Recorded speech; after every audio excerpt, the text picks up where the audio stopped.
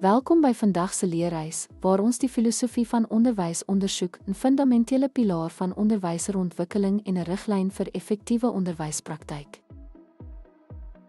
Die filosofie van onderwys is 'n fundamentele komponent van onderwysersopleiding en bied 'n raamwerk waardeur opvoeders die doel, proses en waardes van onderwys verstaan. Dit beïnvloed opvoedkundige besluite, beïnvloed pedagogiese benaderings en lei kurrikulumontwikkeling. Die filosofie van onderwys ondersoek die doelwitte, forme, metodes en betekenis van onderwys, wat kritiese besinning oor die doel daarvan behels, die aard van leer, die rolle van onderwysers en studente en die etiese en sosiale implikasies.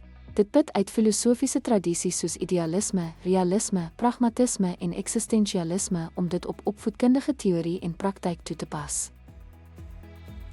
Die belangrikheid van die filosofie van onderwys lê in sy vermoë om opvoedkundige doelwitte te lei, vorm onderrigmetodes, kurrikulumontwerp inlig, bevorder kritiese denke, etiese kwessies aanspreek en aanpas by maatskaplike veranderinge.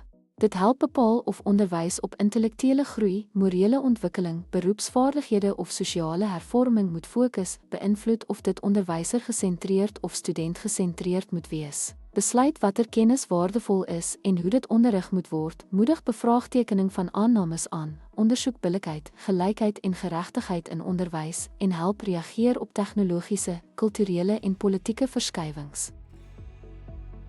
Ten slotte dien die filosofie van onderwys as 'n belangrike riglyn vir beide onderrig en leer. Dit verseker dat onderwys doelgerig en aanpasbaar bly en dat dit reflekteer op en in lyn is met maatskaplike en etiese waardes. Hierdie benadering is noodsaaklik vir die ontwikkeling van onderwysstelsels wat beide effektief en regverdig is.